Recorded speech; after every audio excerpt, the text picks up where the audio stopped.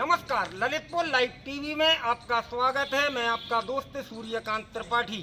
इस समय हम मौजूद हैं नगर के किले के हनुमान मंदिर प्रांगण में, जहां पर आज श्री रामयश कीर्तन मंडली महरौनी रामलीला महोत्सव समिति के पदाधिकारियों, सदस्यों और कलाकारों की एक आवश्यक बैठक संपन्न हुई, जिसमें इस वर्ष रामलीला महोत्सव के आयोजन, रामलीला मंचन प्रदर्शन को लेकर कुछ आवश्यक विचार विमर्श किया गया।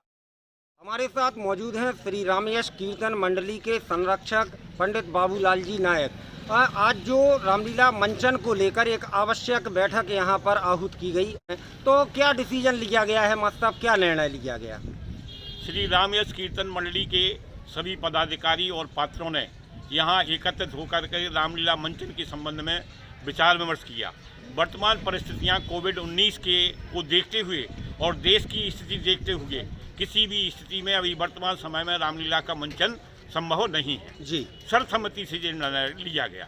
इसमें सर्वसम्मति से ये राय बनी है कि अगर सामान्य परिस्थिति बनती है और देवी की कृपा होती है, हनुमान जी की कृपा होती है, तो भविष्य में दिसंबर तक रामलीला का मंचन संभव हो सकता है। इस पर पुनर्विचार किया जा सकता है। जी। चलिए, तो अभी ये मान के चलें कि फिलहाल वर्तमान परिस्थितियों में रामलीला मंचन संभव नहीं है।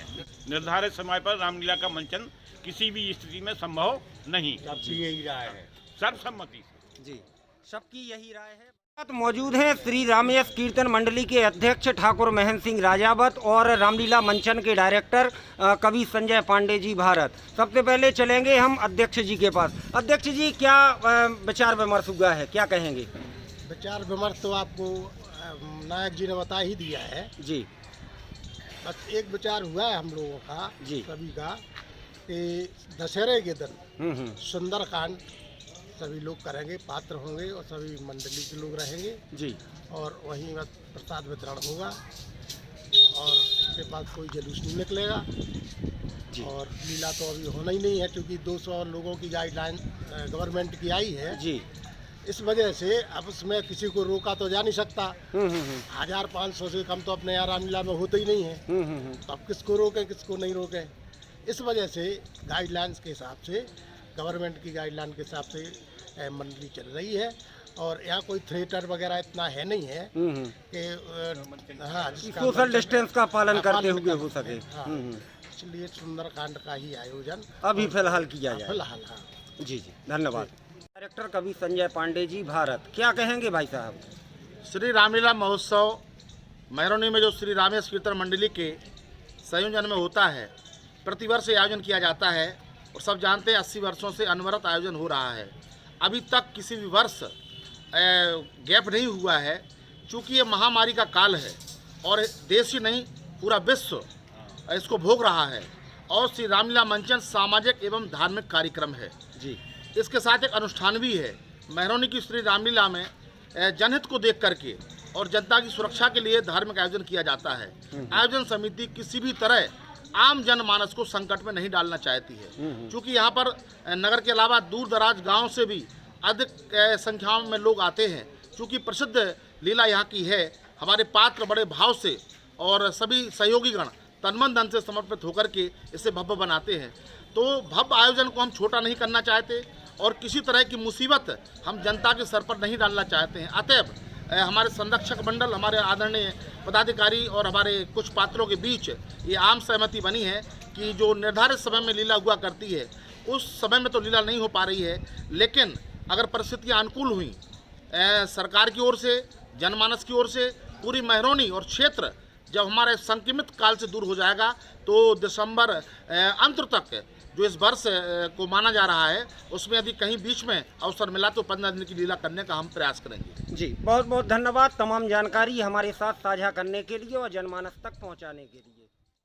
बैठक में प्रमुख रूप से चर्चा का विषय यही रहा कि इस समय समूचे देश और विश्व में कोरोना संकट, कोरोना महामारी का काल चल रहा है, जिसके मद्देनजर सभी लोग परेशान हैं और कामकाज अस्त व्यस्त चल रहे हैं। ऐसी परिस्थिति में ऐसा कोई भी आयोजन इस समय किया जाना संभव नहीं है जिसमें बहुत ज्यादा भीड़ उमड़ने की संभावना हो। चूंकि मेहरौनी में विगत लगभग 80 वर्ष से हर साल रामलीला महोत्सव का आयोजन बृहद स्तर पर किया जाता है और यह बुंदेलखंड की एक प्रसिद्ध रामलीला है जिसमें मेहरौनी नगर एवं क्षेत्र सहित दूर दराज से श्रद्धालु दर्शनार्थी सैकड़ों हजारों की संख्या में आते हैं।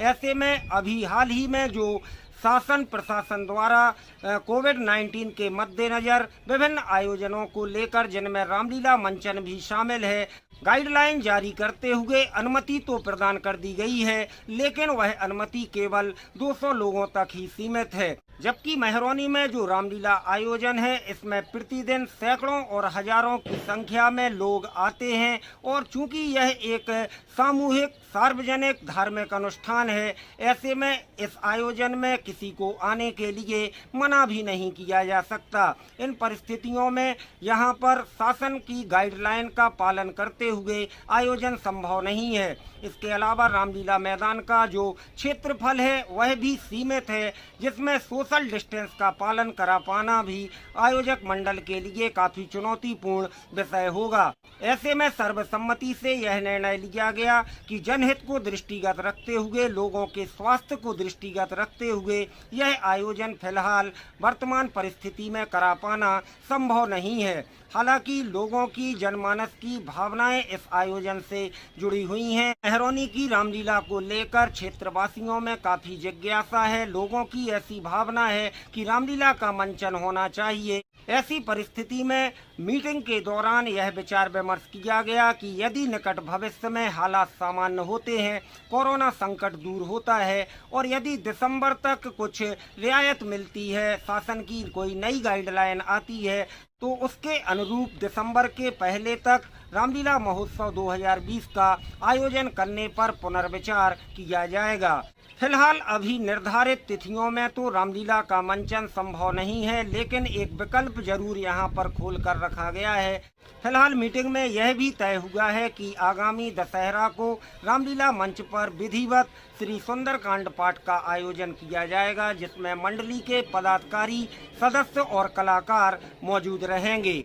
बैठक की अध्यक्षता मंडली के संरक्षक पंडित सुखनंदन तिवारी ने की, जबकि बैठक का संचालन मंच व्यवस्थापक कुलदीप खरे एडवोकेट ने किया। इस अवसर पर मंडली के संरक्षक पंडित रामेश्वर प्रसाद रिछारिया, पंडित बाबूलाल नायक, पंडित अशोक रिछारिया, कृष्ण स्वरूप पटेरिया, उपाध्यक्ष doctor Bhagchand Jain, makeup man Janki Painter, मंडली के व्यास पंडित मुकेश नायक, साज सज्जा प्रभारी सुरेश श्रीवास्तव, वरिष्ठ कलाकार भगवत नारायण भोंडले, पंडित मनोज भोंडले शास्त्री, अमित नायक, आनंद प्रकाश त्रिपाठी आदि प्रमुख रूप से मौजूद रहे। ललितपुर लाइव टीवी के लिए सूर्यकांत त्रिपाठी, प्रवक्ता श्री राम यश कीर्तन मंडली, रामलीला महोत्सव समिति, मेहरौनी की यह रिपोर्ट।